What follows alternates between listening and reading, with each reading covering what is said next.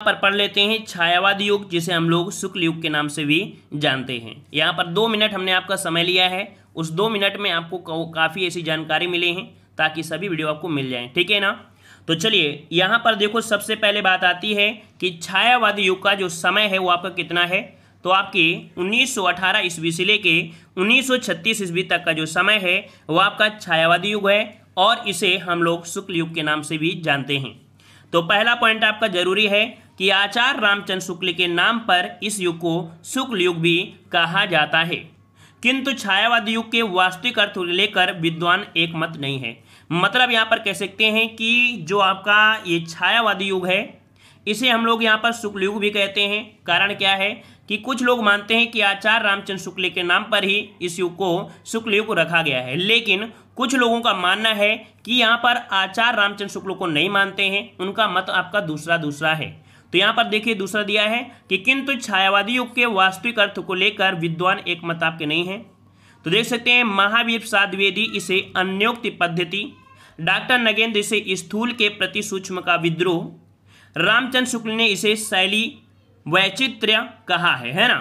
जयशंकर प्रसाद, सुमित्रानंदन पंत, सूर्यकांत त्रिपाठी निराला और महादेवी वर्मा छायावादी युग के 4 प्रमुख स्तंभ माने जाते हैं। कौन कौन? तो याद रखिए छायावादी युग में मुख्य रूप से कभी कभी क्वेश्चन ये पूछा जाएगा कि ये बताइए इनमें से कौन मुख्य रूप से आपके छायावादी आपके कवि हैं।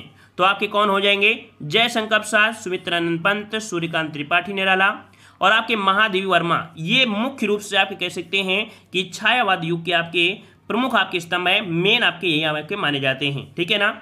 जयशंकर प्रसाद ब्रजभाषा में कलाधर उपनाम से कविताएं क्या कह सकते हैं कि आपके करते हैं। किस नाम से? तो जयशंकर प्रसाद ब्रजभाषा में कलाधर उपनाम से कविता करते थे, ठीक है, करते थे। तो इनकी ब्रजभाषा की कविताएं चित्रधार में संकलित हैं, ठीक है। अगर पूछे कि जयशंकर प्रसाद की जो आपकी रचनाएं हैं वो आपकी कहाँ पर संकलित हैं, तो ब्रजभाषा की जो कविताएं हैं वो चित्राधार में, किसमें? चित्राधार में आपकी संकलित हैं। अब यहाँ पर देख सकते हैं छायावादी के युग के प्रमुख आपके कवि कौन? तो जयशंकर प्रसाद, सुमित्रानंद पंत, महादेवी वर्मा, सूर्यकांत त्रिपाठी निराला, रामचंद्र शुक्ल, हजारी प्रसाद द्विवेदी, बाबू गुलाब राय, नंद दुलारे, वाजपेयी, पद्मलाल, पुन्नालाल बख्शी। ये आपके मुख्य रूप से आपके कह सकते हैं ये छायावादी युग आपके कह सकते हैं कवि हैं, ठीक है ना। यहाँ पर देख सकते हैं, ध्यान दे सकते हैं कि रामचंद्र शुक्ल, पद्मलाल, पुन्नालाल बख्शी, बाबू गुलाब राय ने द्विवेदी युग एवं छायावादी दोनों में से सृजित साहित्य सृजन किया है। मतलब कह सकते हैं कि रामचंद्र शुक्ल हैं, पद्मलाल पुन्नालाल बख्शी हैं, बाबू गुलाब राय ने, इन्होंने द्विवेदी युग में भी और आपके छायावादी युग दोनों में ही साहित्य में रचना इन्होंने किया है, साहित्य में सृजन किया है, ठीक है। तो ये पॉइंट आपका है, इसीलिए हमने बताया था कि मुख्य रूप से 4 स्तंभ माने गए हैं। कौन? जयशंकर प्रसाद, सुमित्रानंद पंत, सूर्यकांत त्रिपाठी निराला और आपके महादेवी वर्मा, है ना। चलिए आते हैं यहाँ पर इनसे जुड़े हुए जो क्वेश्चन आपके एग्जाम में बनते हैं वही आपको यहाँ पर पढ़ना है। छायावादी युग के प्रमुख कवि एवं उनकी रचनाएं। तो देखिए जयशंकर प्रसाद, सबसे पहले पॉइंट जयशंकर प्रसाद में, तो यहाँ पर देख सकते हैं कि इनका एक महाकाव्य है आपका कामायनी, है ना, कामायनी, आंसू, झरना, लहर और आपका प्रेम पथिक। अगर प्रेम पथिक की बात करते हैं तो आपके अतुकांत शैली में लिखी गई है ना। यहीं पर देख सकते हैं उर्वशी, है ना, अयोध्या का उद्धार, कानन कुसुम, खड़ी बोली का प्रथम काव्य संग्रह है ना। अगर क्वेश्चन पूछे कि खड़ी बोली का प्रथम काव्य संग्रह किसे बोला गया है, तो आपके कानन कुसुम का, जो कि आपके जयशंकर प्रसाद का है।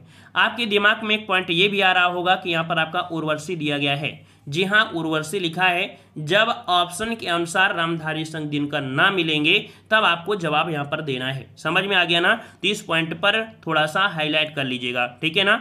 चलिए अगला दिया है 1 मिलन और आपका करुणालय। ये आपके मुख्य रूप से हैं जो आपके एग्जाम में आती हुई, आपके कामायनी है, आंसू है, प्रेम पथिक है और आपके उर्वशी और आपका कानन कुसुम, ठीक है।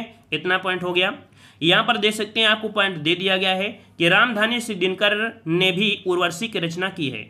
यदि विकल्प में जयशंकर प्रसाद एवं रामधारी सिंह दिनकर दोनों दिए गए हों तो ऐसी स्थिति में रामधारी सिंह दिनकर इसका सही उत्तर होगा। देखो हमने आपको बताया था ना कि दोनों ने ही किया है, लेकिन ऑप्शन के अनुसार आपको लगाना है। मेन फोकस आपके किस पर आपका है, तो आपके रामधारी सिंह दिनकर। अगर ऑप्शन में रामधारी सिंह दिनकर नहीं है तब आपको यहाँ पर जयशंकर लगाना है, अगर दोनों हैं तब आपको रामधारी सिंह दिनकर लगाना है। समझ में आ गया होगा, ठीक है। चलिए आते हैं, यहाँ पर आपके कुछ और भी दिए हैं। झरना, आंसू, लहर, कामायनी ही जयशंकर प्रसाद की छायावादी आपकी रचना है, ठीक है ना। ये जो आपकी रचना है वो कैसी छायावादी आपकी रचना है। देख सकते हैं कामायनी के बारे में, तो कामायनी जयशंकर प्रसाद की अंतिम कृति है, ठीक है। ये भी क्वेश्चन आपको याद रखना है कि कामायनी जयशंकर प्रसाद की अंतिम कृति है, ठीक है। इनकी कृति झरना को छायावाद युग का प्रथम काव्य संग्रह माना गया है, ठीक है। क्या कह रहा है कि झरना को, कौन सा, झरना को छायावादी युग का प्रथम काव्य संग्रह माना गया है। एक पॉइंट अभी आपने और भी पढ़ा था कि कानन कुसुम खड़ी बोली का प्रथम काव्य संग्रह है, ठीक है। क्या, कानन कुसुम खड़ी बोली का प्रथम काव्य संग्रह है। यहाँ पर जो झरना दिया है, झरना को छायावादी युग का प्रथम काव्य संग्रह माना जाता है। दोनों पॉइंट एक साथ नोट करिएगा, ठीक है। आते हैं अगले प्रश्न को, और प्रश्न आपसे अगला दिया है सूर्यकांत त्रिपाठी निराला, इनका उपनाम क्या है, निराला है, ठीक है ना। जो भी उपनाम होते हैं वो आपके हमेशा एकल उद्धरण चिन्ह से आपके होते हैं, जैसे आपको ये दिया गया है, ठीक है ना।